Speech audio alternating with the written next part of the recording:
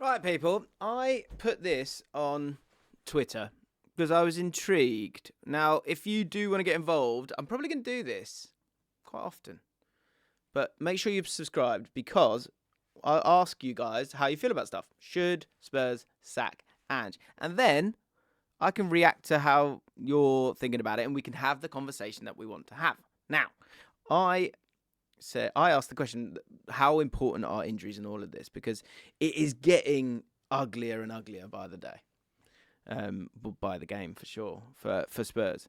So for any manager in football, should you judge them if they have severe injuries or should they find answers regardless? 54% said accept injuries and 45% said find answers regardless. Now, obviously, with Twitter, there is that concern that there's fans of other clubs kind of tampering with the vote. But I think that's a good split because I think it shows my audience, which I'm quite chuffed with. And there is a touch of kindness in you all, so that's wonderful. So take that into your week. But I think that's the truth. Like, it can't be all accept injuries. It can't be clear cut that, like, look, okay, so let's just give up on stuff. And it can't be find answers regardless, because at some point it can be overpowering what's going on. And so when we're talking about Ange, and we'll go to some of your comments here, because the next question that we put out there, again, similar amount of votes, 60% saying no, he's got enough credit in the back. Now that is getting a bit too tight for a lot of people's liking, I would imagine. But 40% saying yes, got to go. And it's interesting to see your comments in here. So do always get involved because I think I might do this more and more.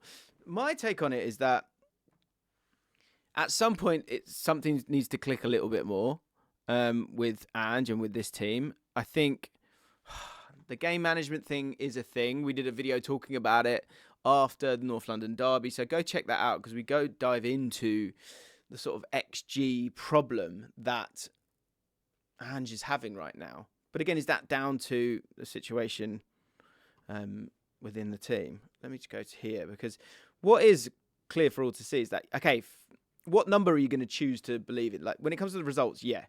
When it comes to the amount of injuries, that's going to affect things, right? But the amount of goals that they are scoring here, Tottenham, 45 goals. Obviously, you're conceding way too many as well. Enough to be down there, more than Everton. Obviously, Everton only scored 18, so you can see it's all relevant. But when you scroll up, there's not like 45 goals. That's more than Arsenal. That is more than Arsenal. Yet the goal difference is not of a team that should be in 15th spot. So when you do look deeper, there are some shoots of hope there. But the results, as we just showed as well, are really, really bad. Like, really bad. And I want to show you guys a goal, because I think what's interesting when we talk about the goal is kind of what is the problem when it comes to personnel. And sometimes losing 1 or 2 or 3 personnel is devastating for a team. A lot of people on Twitter talking about Bournemouth. Now, should Spurs have a better squad than Bournemouth, regardless of what's going on? Yeah, always. And I absolutely respect and understand that.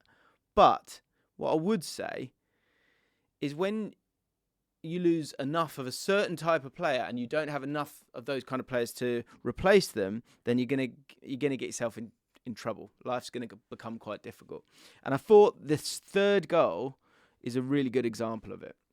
Because, say Bournemouth, all the players they've got out, and again, to be fair to them, you know, their strikers are gone. They've got no strikers. So Bournemouth deserve every bit of credit. And we're doing a video on the Premier League for them this week. So go support your boy on the breakdown. And we'll talk about Bournemouth and why they're so good. But they have a lot of kind of hybrid attackers, let's say.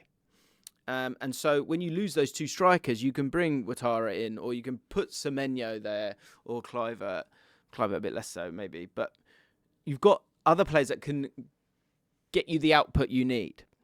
For Tottenham, I thought this goal was really, really interesting because the initial header comes out, and this is from a corner, and so they've dealt with that initial problem.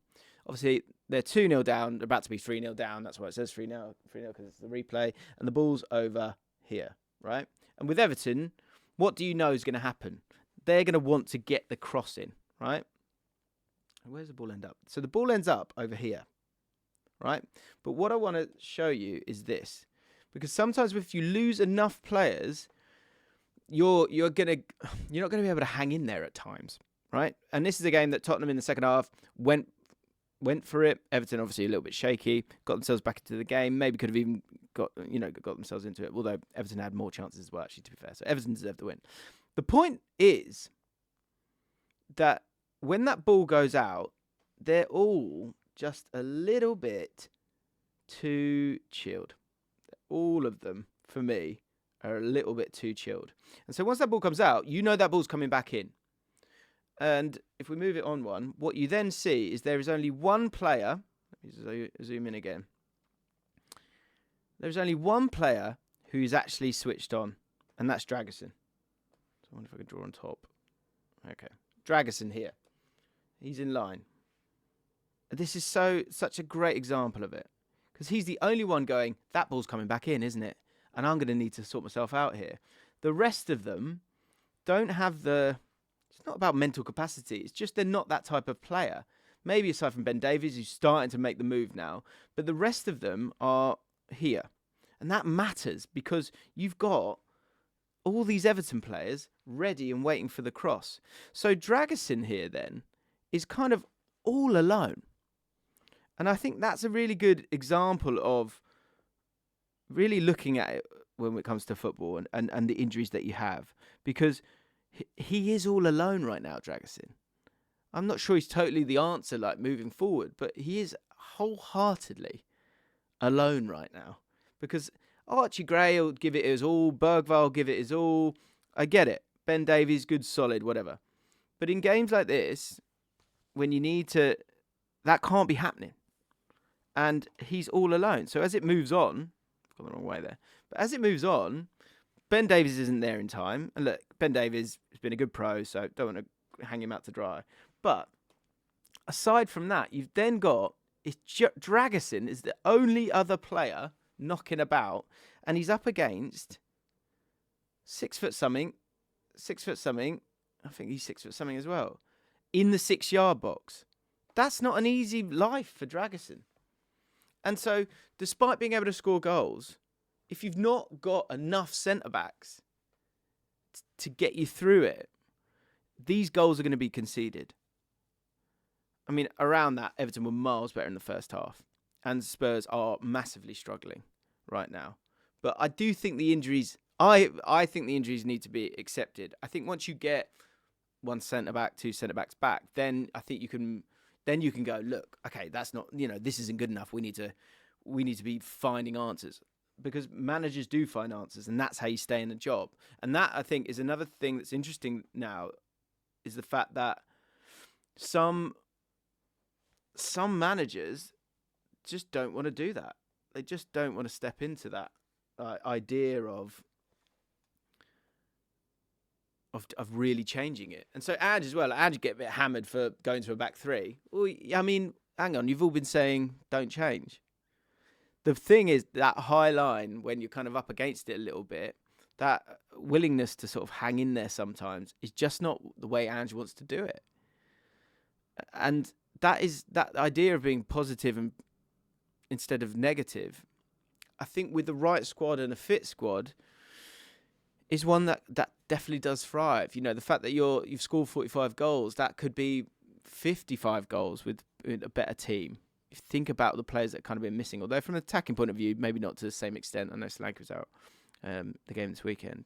It's defensively that you're getting undone, and in those fine margin moments, and set pieces being a huge part of it, which comes back to the profile. Because I think if Romero's in there, or if Van der Ven's in there, I think you can maybe see that danger that little bit more. What I would love to see is, if he doesn't reach the FA Cup, then finally he's gone. So I don't know if he's Tottenham fans or not. Obviously, some will be. Rob says, is there a third option of can't get anyone better right now? I think this is interesting, because the one thing I think Postecoglou's struggling with a bit here is the media now. Like, he was...